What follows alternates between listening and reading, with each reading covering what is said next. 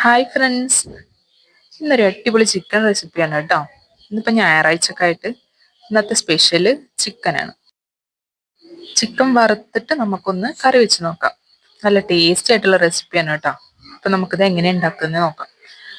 ആദ്യം നമ്മൾ മുളകും ഉപ്പും കുറച്ച് മഞ്ഞൾപ്പൊടിയും കൂടി തിരുമ്മിയിട്ട് വെച്ചിട്ടുള്ള ചിക്കൻ കുറച്ച് വെളിച്ചെണ്ണയിൽ നന്നായിട്ടൊന്ന് വറുത്തെടുക്കണം. ഇങ്ങനെ മുക്കി പൊരിക്കൊന്നും വേണ്ട, നമ്മളത് ഷാലോ ഫ്രൈ ചെയ്തിട്ടാണ് എടുക്കുന്നത്. ഇനി ഒരു മീഡിയം ഫ്ലെയിമിലിട്ടിട്ട് രണ്ട് സൈഡും മൊരിഞ്ഞു വരുന്ന വിധം ഈ ചിക്കൻ പീസസ് ഒക്കെ ഒന്ന് നന്നായിട്ട് വറുത്തെടുക്കാം.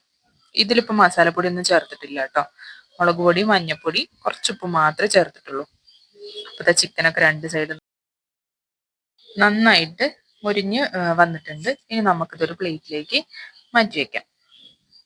ഇനി കറി ഉണ്ടാക്കാൻ വേണ്ടിയിട്ട് ഒരു മൺചട്ടി എടുത്തിട്ട് അതിലേക്ക് ഈ വറുത്ത എണ്ണ കുറച്ച് ഒഴിച്ചിട്ടുണ്ട്. പിന്നെ കുറച്ച് വെളിച്ചെണ്ണ ചേർത്തിട്ടുണ്ട്. ഇതിലേക്ക് ഒരു സ്പൂൺ പെരിഞ്ജീരകം, കുറച്ച് കറിവേപ്പില, ഇതൊക്കെ ഇട്ടിട്ട് നന്നായിട്ടൊന്ന് മൂപ്പിച്ച ശേഷം അതിലേക്ക് രണ്ട് വലിയ സവാളയും കുറച്ച് ചെറിയുള്ളിയും കൂടി അരിഞ്ഞത് ചേർത്ത് കൊടുത്തിട്ട് നന്നായിട്ടൊന്ന് വഴറ്റിയെടുക്കുക. ഇതിലേക്ക് കുറച്ച് ഇഞ്ചി വെളുത്തുള്ളി ചതച്ചതും ഒരു സ്പൂണ് ഉപ്പും ചേർത്തിട്ട് നന്നായിട്ട് ഇളക്കി കൊടുക്കുന്നുണ്ട് കേട്ടോ.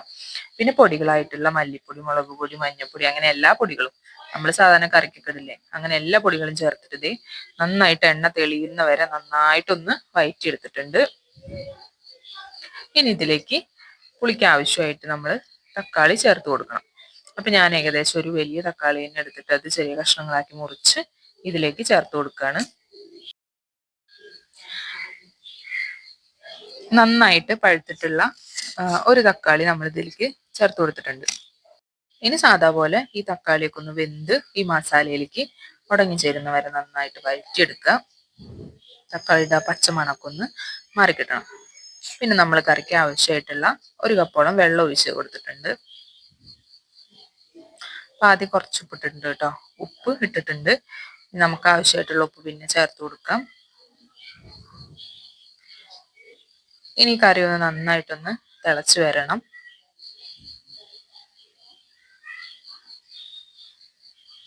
ഇതുവരെ നമ്മൾ വേറെ മസാലകളൊന്നും ചേർത്ത് കൊടുത്തിട്ടില്ല. ഇനി നമ്മളിത് നേരത്തെ വറുത്ത് വെച്ചിട്ടുള്ള ചിക്കൻ ചേർത്ത് കൊടുക്കുകയാണ്. ഇനി കറി ഒന്ന് നന്നായിട്ടൊന്ന് തിളച്ച് വരട്ടെ.